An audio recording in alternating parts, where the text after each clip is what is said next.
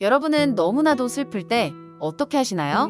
억지로 분위기를 전환하기 위해 기분 좋은 노래를 들으시나요? 아니면 슬픈 상황에서 오히려 더 슬픈 노래를 듣나요? 슬플 때 슬픈 노래를 들으면 잔잔한 멜로디와 가사의 한 문장이 마치 나의 이야기인 것처럼 들리곤 합니다. 더욱 몰입하다 보면 눈물이 나오기도 하는데요. 그런데 슬픈 상황에서 슬픈 노래를 들으면 오히려 정신건강에 나쁘지 않을까요? 슬픈 마음이 더욱 극대화되어서 감정을 더욱 추스르기 어려워지지 않을까요? 혹은 오히려 노래를 통해 심리적 안정을 유지하게 될까요? 오늘 영상에서는 사람들이 슬플 때 슬픈 노래를 듣는 이유에 대해서 구체적으로 알아보고자 합니다.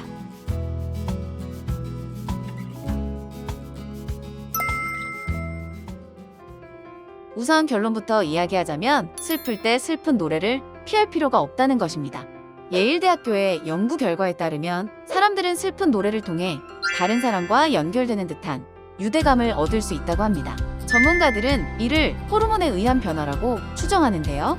슬픈 노래를 들으면 반사작용으로 프로락틴이라는 호르몬이 분비되는데 이는 신경 안정 호르몬 중 하나입니다. 즉, 슬픈 노래를 듣는다고 해서 슬픈 감정이 부정적으로 극대화되는 것이 아닌 오히려 슬픈 노래를 통해 공감과 유대감을 얻으며 정신적인 안정감을 취할 수 있다는 것입니다. 고대 그리스의 유명한 철학자죠.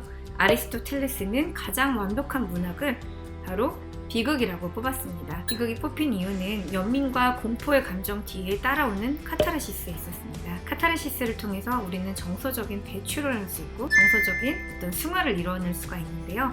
이에 관련돼서 다양한 재미있는 심리학 논문이 많이 있는데 행복과 관련되지 않을 것 같은 슬픔이 오히려 슬픈 장면을 보았을 때 슬픈 영화나 슬픈 예술문학이 행복의 감정을 불러일으킬 수 있다는 재미있는 논문도 있었는데요.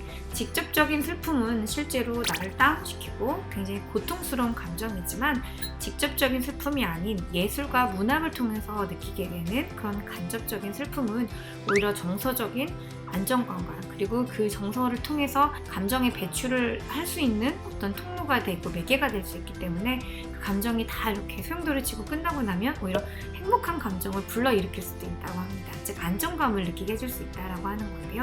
그렇기 때문에 우리가 슬픈 일이 있을 때 너무 기쁜 걸 보면 오히려 감정이 동화가 안 되고 공감이 안 되는 경우가 있는데 슬플 때 슬픈 어떤 영화라든지 슬픈 소설, 슬픈 음악을 듣게 되면 내 감정이 자연스럽게 거기에 이제 동화가 되고 또 다 같이 한번 정화가 되는 과정을 통해서 해소가 될 수 있겠죠.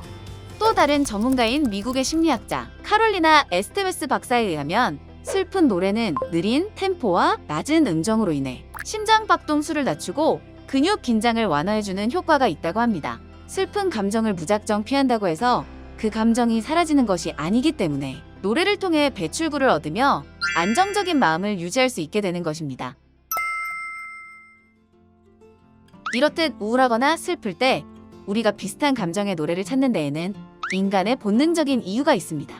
감당하기 어려울 정도로 힘들고 슬픈 일이 있으시다면 무작정 기쁘고 행복하려고 노력하는 것보다 좀 더 안정적인 상황과 마음가짐을 가질 수 있는 환경을 조성해주는 것이 필요합니다. 잠시 음악을 들으며 슬픈 감정을 진정시키기도 하고 잠깐의 명상을 통해 감정적 안정감을 얻는 행동을 해야 합니다. 감정에 대해서 솔직하게 받아들이고 이를 진정하고 안정시키는 것이야말로 슬픔을 극복할 수 있는 가장 중요한 태도라고 할 수 있겠습니다.